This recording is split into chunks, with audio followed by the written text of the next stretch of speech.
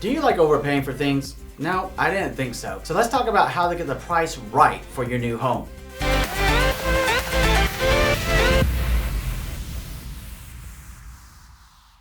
My name is Andrew Finney, and my passion is helping you make sense of real estate. If you need help finding a top agent where you live, or if you simply want to drop me a line to say hello, my contact info is below. If you're new here, please go ahead and subscribe to this channel now and like this video. Thank you. All right, my friend, let's take a closer look at this. As we both know, the real estate world is absolutely littered with acronyms. So the first thing that we should uncover is, what is a CMA? A CMA is an acronym that stands for Comparative Market Analysis. The purpose of the Comparative Market Analysis is to assess properties of like-in-kind nature in like-in-kind areas within a relevant proximity. There's three main things that are looked at in a comparative market analysis. As a side note, you'll want to know that comparables are often referred to by real estate advisors as comps. So when you hear the word comps, it means a property that's like-in-kind to the property you're making an offer on. So when you find the right one, the comps that are going to be looked at and put most scrutiny on are going to be the ones in the closest proximity to the house that you want to buy. They'll be a relevant size and about the same size, age, and condition as the property that you wish to purchase. And it'll be the most recent sales history from, let's say, the last 3 to 6 months. Generally, as a rule of thumb, the comparables of the most recent 3 months provide the trend in the benchmark moving forward. So what does a CMA exactly look like, and what are the variables and the information that are going to be assessed and broken down on the comparative market analysis? That's a great question. So there's 11 main things that are going to be pretty standard, pretty typical across the United States with real estate advisors. The first thing that you're going to notice is the address of each property being compared. The second thing that you're going to have is the date that property sold. The third thing is how many days was it on market before it received an offer or went into contract. The fourth thing is the original listing price or the asking price at the time that property went into contract. The fifth thing is the sold price. What did that property sell for? Now right here, I'm going to pause for just a moment because I'm going to give you a really keen insight into comparative market analysis and knowing how much you should be making your offer for. When you take the amount of the list price and you take the amount of the sold price and you divide it against each other, you'll get a percentage basis. If that property sold for 100%, let's say the property was listed for $500,000, right? So if it was listed for $500 and it sold for $500,000, that's a 100% of what's called a list price to sales price ratio. Now, if that same $500,000 property ended up closing for $495,000, when you divide the $5,000 difference into the $500,000, you come up with 1%. So the list price to sales price ratio in that case was 99%. What does this suggest to you, and how can you use this information in making an offer? It shows a pattern that homes are typically listed for a little bit more than they're going for. Talk to your trusted real estate advisor to gain some more insight and clarity of how this is working in your area. Okay, so now back to the other things you're going to see in your CMA. The sixth thing is the number of bedrooms and bathrooms in the house. The seventh thing is how many garages does it have, if any. The eighth thing is the square footage of each house. The ninth thing is the price per square foot. Most importantly, the price per sold square foot. The 10th thing is the overall condition of the home, normally called like poor, fair, good, excellent, or perfect, right? The 11th thing are any specific notes or marketing verbiage that was used for that listing to see and better understand why that home went into contract and why it sold for the price that it did. So now let's take a look at what are the benefits of a comparative market analysis and how can you use this. The benefits of the comparative market analysis are pretty simple and they're pretty straightforward. I mean, let's face it, if you were thinking you wanted to offer $475,000 for that $500,000 home, you would now know that is a very low ball offer in relation to what the comparable statistics show, and it's more than likely not going to be accepted. While everything is negotiable, finding the facts out up front will be massively beneficial to you moving down the road. At the same time, let's say that home is listed for $500,000, but after reviewing the comparative market analysis, it looks like that home should be selling for $475,000, and you should probably make your offer of $475,000, which brings us into how to use it to justify your offer price. By preparing a comparative market analysis up front with your trusted real estate advisor, they can use it in negotiations to help you get the best price on your new home. Again, going back to our example where we're talking about a $500,000 house that realistically should probably be selling for $475,000. In practice, and something that I do in Las Vegas, Nevada all all the time is provide a comparative market analysis along with the offer, especially when it's less than the list price, and even more so important if it's going to be a lot less. It's far better to have that negotiation up front with the seller and be realistic with each other about the price and what they're willing to do and not do, so that you know what you want to do going forward. Are you prepared to pay out of pocket the difference of a possible low appraised value if the seller won't accept the offer at the realistic market price? That's a question that you have to ask yourself and be prepared for. At the same time, maybe you decide, hey, you know what, it's not worth it to me and I prefer to look at another home if the seller doesn't accept this or understand the logic behind it. Or as a third option, maybe you're willing to come out of pocket some because it is a house that you love and it is the right house for you. At the end of the day, only you can make that decision, but at least ways, having a CMA and being able to justify the offer that you make based upon one gives you all the information you need to make a well-informed decision with clarity and focus going forward. All of this gives you the opportunity to reassess the real value of the property and take a breath. Take a step back and look at the property again through your second set of eyes, using more logic and clarity than the emotion that you may have experienced when you first walked into the home, especially if the home staging was immaculate. We know those ones. It's like walking into a new build, specifically like a Toll Brothers, a Pinnacle, or a high-end builder. You walk into the models and it will just drop your jaw. We've all been there before, so you know what I'm talking about. So when we're talking about the home and the staging, now that you've had a chance to let the emotions simmer down a little bit, get with your trusted real estate advisor about the realistic price of the home. It gives you the chance to walk through the home maybe a second time here and start noticing the things that might come up in a home inspection, or the things that you know that you're going to need to do to make that house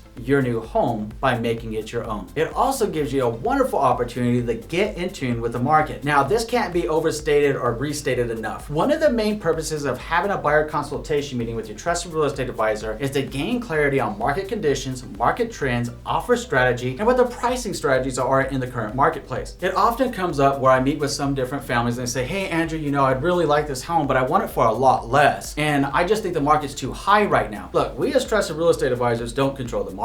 The market controls the market, the demand controls the market, and the available supply control the market. All we can do is educate you to help you make a well-informed decision moving forward, and do our best to negotiate the best deal possible for you by getting fair market value ideally, and also negotiating any specific and unique terms that may be organic to you, such as, do you need buyer closing costs? Depending on the market conditions also dictate how reasonable it is to expect these things to happen. When we're talking about the buyer closing costs, for example, it's highly unlikely that any of the sellers in a hot seller's market are going to be willing to make the concession to pay for your buyer's closing costs. After all, what's in buyer closing costs? What's the term? What's the noun in it? Buyer. So it's a buyer's closing cost. They have seller closing costs they want to pay for. If you want to better understand your buyer closing costs, I'll go ahead and put up a card now that you can check out after this conversation. At the same time, when you start seeing a more stabilized market, a seller's going to have to be more negotiable, and you might find them more willing to make certain concessions, or at least ways be a little bit more open-minded to either price reductions or offering you your buyer closing costs if that's needed, or a portion of them. In a strong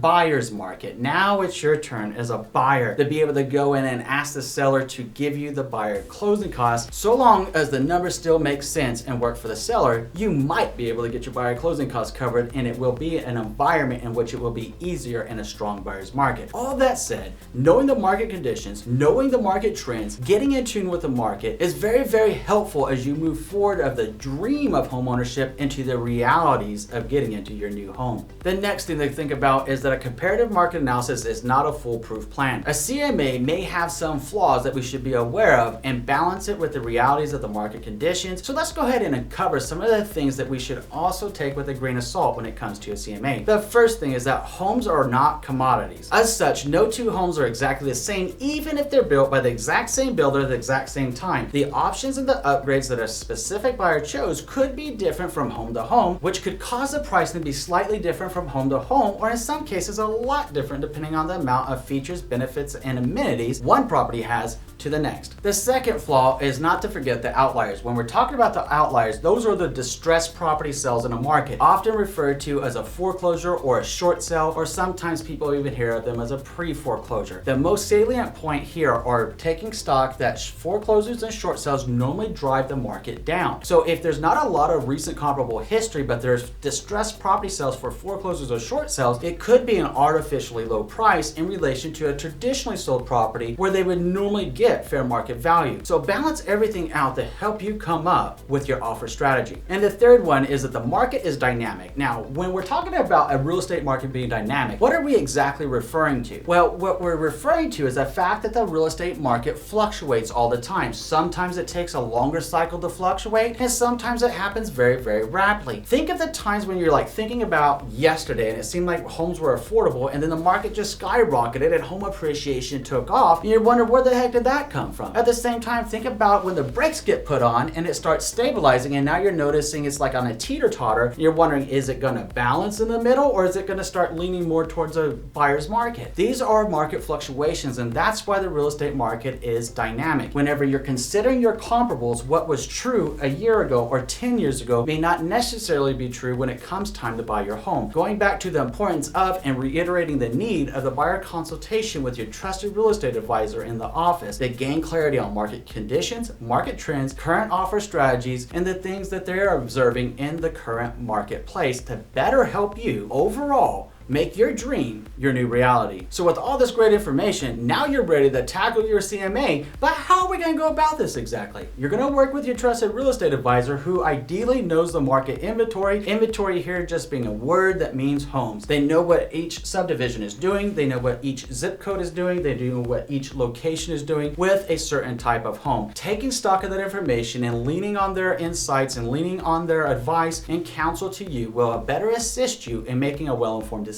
At the end of the day, this is all about you, and the most important thing about buying a home is that you always know the reasons that are most important to you, why you're buying a home, staying true to yourself, and buying your new home when the time is right for you. Please make sure that you're always comfortable and confident every step of the way. Okay, so now that you know more about a CMA and how to use them, let's talk about the differences in between market value, assessed value, and appraised value, and then let's take a closer look at understanding valuations versus comps. Looking forward to our next conversation. We'll see you in a few.